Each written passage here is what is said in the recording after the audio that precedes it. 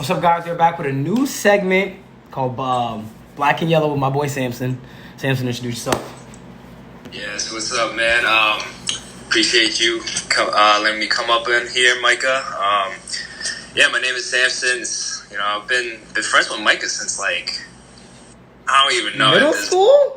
I want to say middle school, but honestly, it could be way back. But Facts. Yeah, we've been. That means it's at least over 10 yeah, 15 no, years. that's crazy. I don't think I have a lot of friendships that have gone past 10 years. That's kind of that's a milestone.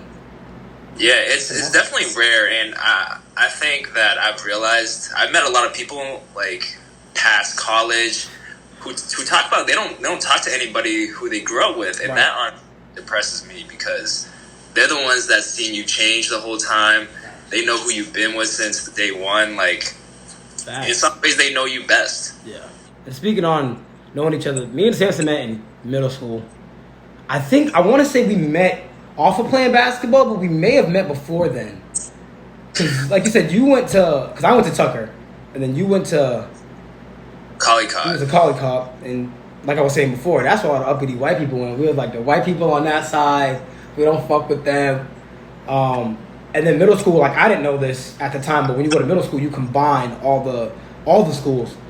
And I want to say it was at basketball, and I think it was this kid Samson, he's nice at ball, he could really, and the one thing I prided myself, especially in middle school, was I could drive. I was quick. I can get to the cup.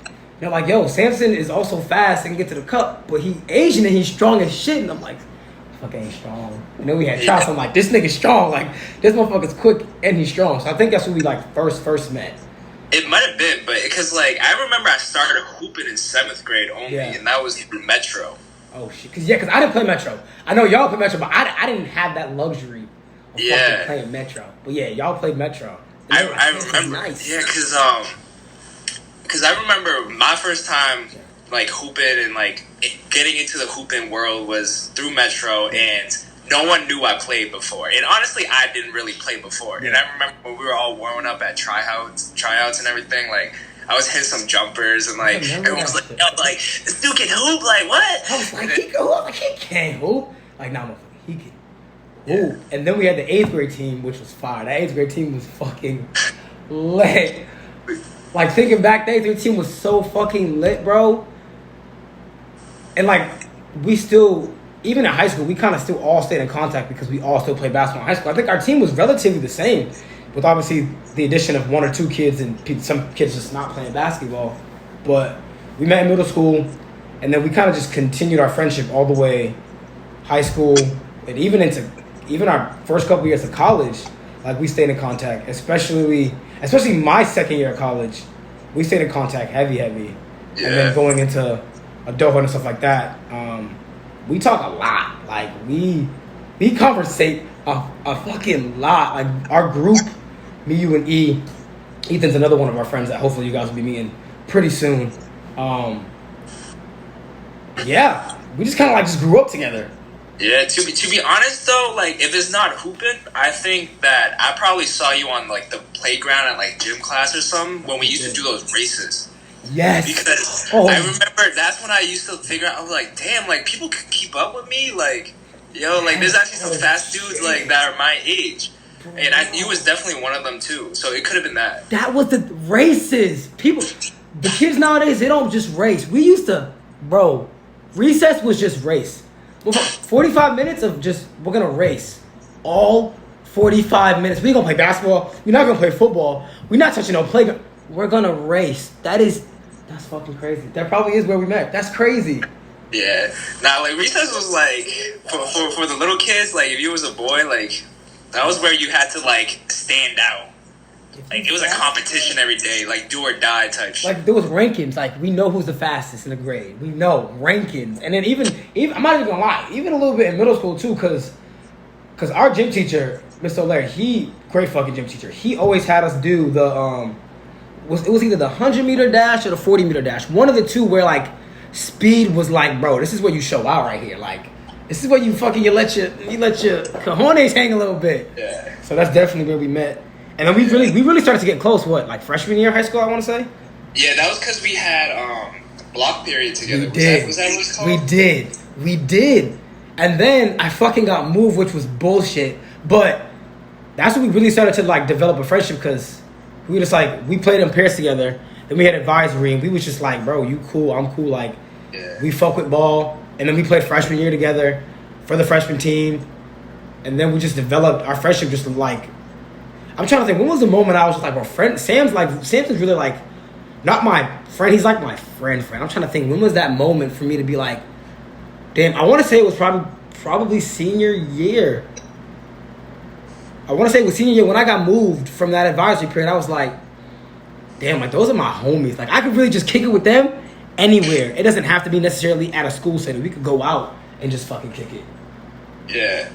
Yeah, no, I think those, like, advisory periods, which basically was, like, what we had, like, 50 minutes of free time between our two classes, like, twice a week. Yeah. Like, it was me, you, and E, and that's, like, kind of how it all started. It's like, we'd be chilling in the back table together, like... To be honest, like, I remember I would always be trying to do work, like, trying to catch up on homework, because I would be not doing that shit at home. Right. And you would be fucking... Just fucking with you, just doing shit, because there's a video, I send it to you every year, because it pops up, a video of us in advisory, right? And I can remember the video, bro, like, clear as day, like, I'm in the moment, because Cameron was in that advisory period, too. And, like, our advisory period was pretty solid. Like, we weren't friends with everybody, but everybody fucked with each other.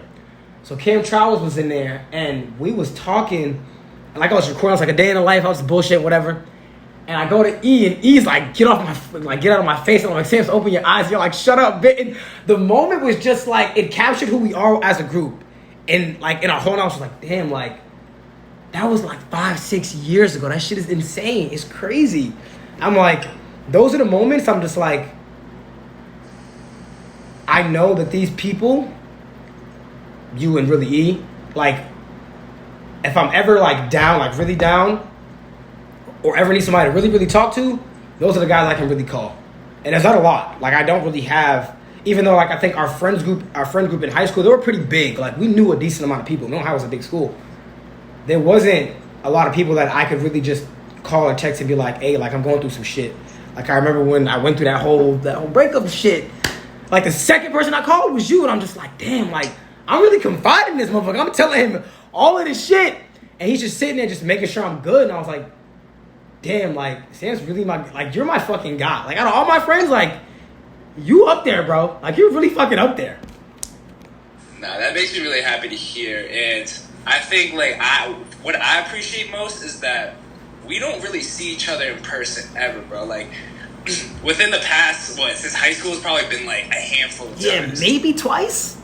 Yeah, and that's bonkers. That's it really bonkers. is, because we had that kickback, just me, you, and E. That was, I think it was both of our freshman years. That was like the end of our freshman year, and then before I left, I remember that one. Before I left, we kicked it. We went to breakfast. That shit was so fire, bro. Yeah. I mean, I remember we saw each other for the BLM protests, like the ones Yes, I remember that. How did I forget that? The fuck? I remember that. Yeah. That's crazy. Yeah, and I don't think I've seen you since then, which is like, what, 3 years now? Yeah, we've literally just been FaceTime, text. Yeah, and the fact that we stayed in contact, because I've realized, like, even with E will get very busy, but E will still hit me back. Like, you'll get busy, but you'll still hit me back. I have friends, or old friends that, like, I'm not gonna say because we kind of had the same mindset of who really was our friends. Like, we kicked it with certain people. There were some people that we didn't hang out with at all, and I kind of knew from a really young age, like, I don't fuck with a lot of people. Like we knew the dynamic with the basketball team.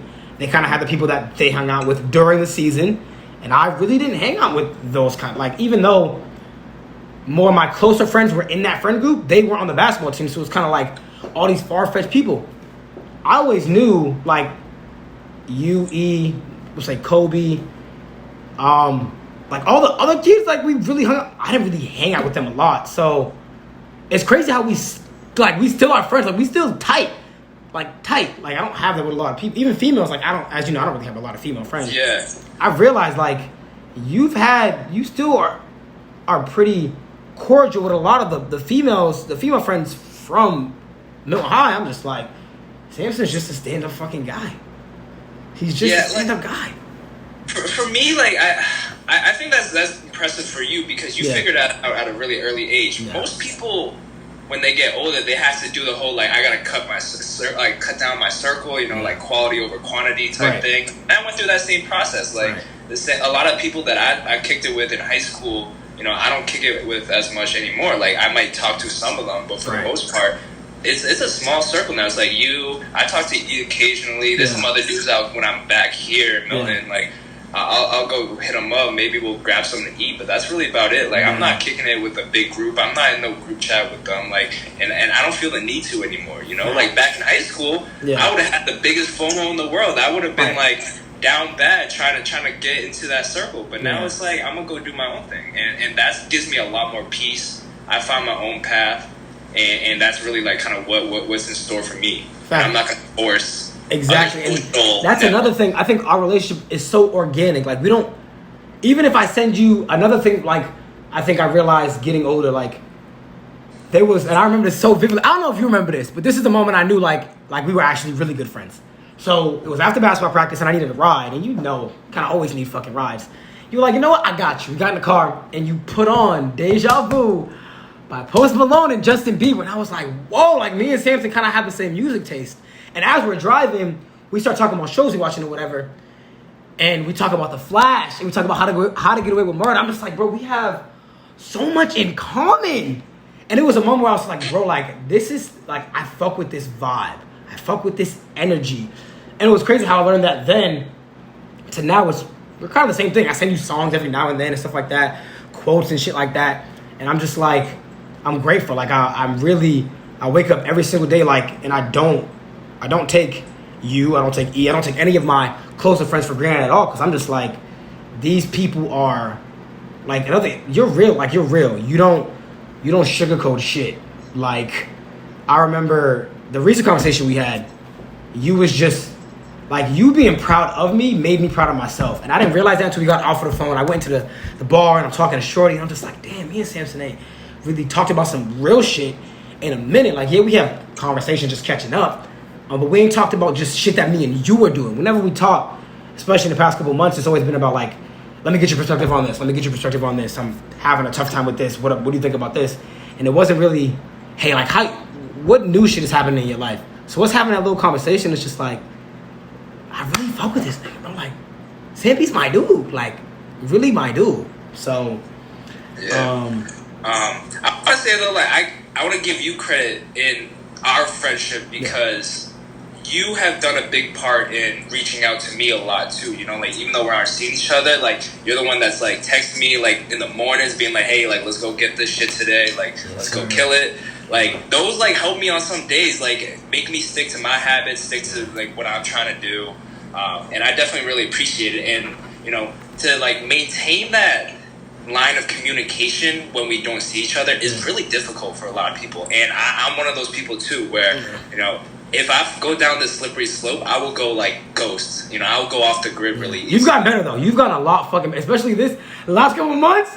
Like, Sam hit me up, and then you hit me up with, like, 3-4 texts. I'm like, yes, Sam, that's what I fucking like to see. Yeah, like, I spent the greater part of this past entire year with my phone on Do Not Disturb. And I don't be texting dudes, bro. Yeah. Like unless I need something from them or unless I, like, really need to have a conversation with them, something important, like, I'll wait until we kick it, you know, like, until to talk, you know?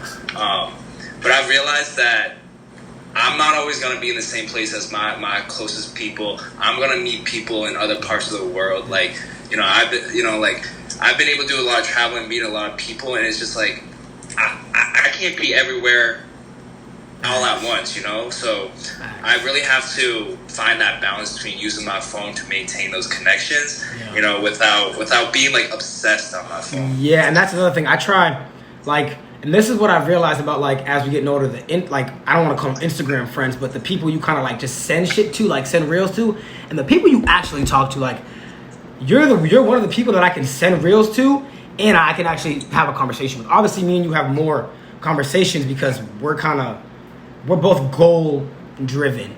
Like, if we gonna text, like, I'm about to say, like, we just hit each other up for, like, some important shit, but, like, we don't waste time. Like, if we having conversations, we talk about some real shit that can I'm not gonna say better us, but kind of can better us. Like even the little things we send each other in the mornings, like vice versa. Them little, let's go get it today. Like that shit. Like okay, I got somebody who's doing this. Like we're not doing the same thing, but we got the same mindset, and that just is that kind of propels me a little bit more forward towards whatever goal I'm working to. So, but yeah, we just like we solid. Me and Sam, we just solid. Like for people out there, we solid. But this segment, we're just gonna talk about. We're just gonna put it out there. Just the pursuit of everything, the pursuit of love, the pursuit of happiness. We've had conversations in the past that we just like. If our younger selves knew even 50% of what we may have been going through, we would be completely different people. Now, I'm not bashing the journey that you've taken and I've taken, but I feel like some insight to a certain degree is required. Yeah, I agree with you. Some insight definitely is needed, but it's like half of the satisfaction is from the journey itself. Like you can't just look to the outcome and the destination. Yeah, like I think if you told me that I could skip everything that's happened to me in the past like 6-7 years, and I could just fast forward to how I am now and who I am today, like I'd say no, because I'm missing out on so many experiences, feelings. Yeah. I mean, like there are some moments where like you don't need to repeat again, or you never really had to go through it, but it's all what builds this character, right? It's like say like I have a lot of scars on my body, and like whenever I meet people like and I'm like wearing a lot of shorts or like t-shirts, they're like, and they see my scars like on my elbows and knees, they're like, damn, right? And I'm like, a lot of people will be kind of self-conscious of like their physical body and their markets. Like same thing with like cellulite, right?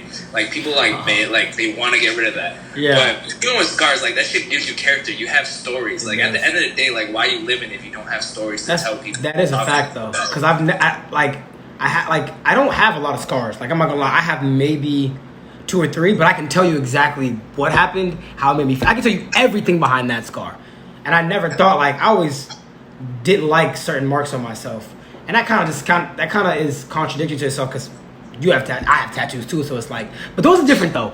That's art. That is something you purposely go, you know what, I want that, as opposed to like getting like I got stitches in this eye. I've never had a stitch before in my entire life until I had there was a moment and I can recall everything that happened in that moment, how I felt like it kind of not defined me, but it made whatever I was going through at the time, like, damn, like, this is history. This is stamped. Like, you can really go back and say, this is a part of me.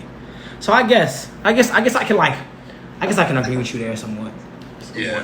Yeah. Well, let me ask you this about kind of like getting to the outcomes. If you knew like what your future held for you in like 10, 15 years, would you want to know?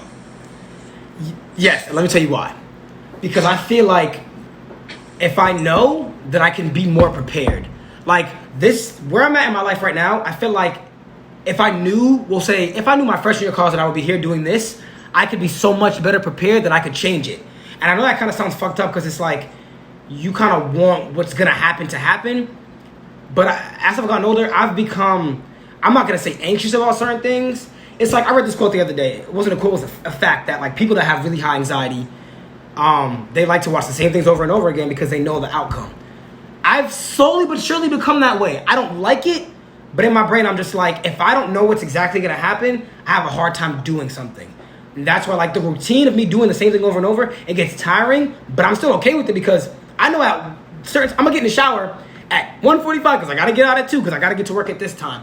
I feel like if there was some sort of change, I would be a little bit annoyed and upset. And I guess to a certain degree, kind of anxious. And that sounds like, damn, do you really want to prepare for every aspect of your life? Like, no. But I think the big things, I would be so much more prepared in a completely better spot. Not to say that this spot's terrible, but I could have been in a better spot where I'm a little bit more proud. Like, damn, I knew that was, but I get what you're saying though, because in my brain, now that I'm saying it, it's like, I can't really appreciate me getting to this area if I knew it was going to happen. So I get, but I think a small part of me still would be like, yeah, give me a little bit of insight. Yeah, I think the fact that you admitted that you have some anxiety around that is like, that's real because a lot of people don't like uncertainty. people don't like not knowing things, and they will go through the most to try to get back that type of control, yes. which they never had in the first place. Facts. You'll never know what the fuck's gonna happen to you 10 seconds, 10 minutes, 10 months, 10 years later from now. And the fact that you're gonna spend all that headspace to fight it it's not worth it. Yeah. It's not worth it at all. And I'm the other way. I definitely say no. Because I think it would affect my passion and my like dedication. I think a lot of my passion comes from discovering things. Yeah. So if I know what's in store for me right now, it's like, what's the point in figuring it out? You know, there's nothing to figure out anymore because you know it's like knowing the ending to a movie. Right? I thought about it to that degree, but I never thought about the passion part. The passion part, that's never really occurred to me. Like, you can discover a new passion about yourself, especially if you don't know this new side of yourself because you just don't know it. It's unknown. So I never thought about it like that. Yeah. But I also do understand it from your perspective on like the professional like piece about it all, like with your career, like with the whole basketball thing. Like when I think about it for myself, like so I work in genetics now.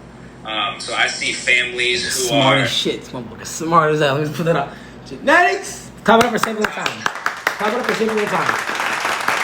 I appreciate you. But basically, a lot of my work now revolves around seeing families who are suspicious of having a genetic disease, and then I help them get set up with testing.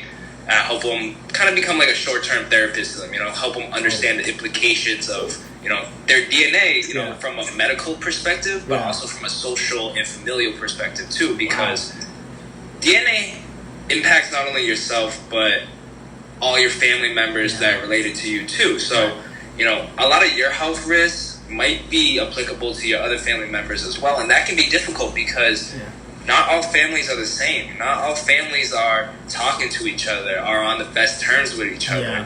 And I know both of us got our own shit going on before, so like imagine putting yourself in that position, like, where you have to tell someone in your family that, XYZ is going to happen to yourself and that they might be at risk too. Like, it opens up a whole can of worms for everybody. It really does. That's wild. And when I'm really starting out on this career path now, and I'm thinking, like, in 10 years, where am I going to be? I've had a lot of thoughts before I came into this field about it, and it's all changed now. And I'd like some idea about it, but I don't want to spoil it for me, because I still want to figure it out, put in the work for it, build my habits so that I can get where I should think I could be. Yeah. I feel you. Without actually kind of being like, let me just get a ride there, like fucking call it Uber. Right, and I'm just there. And another thing about you saying that, it just brought that, and I kind of brought it up before, but it just, like, the light bulb went off. Everything is, I'm not going to say temporary, but everything's kind of temporary. Anything, like you said, shit can change in a minute.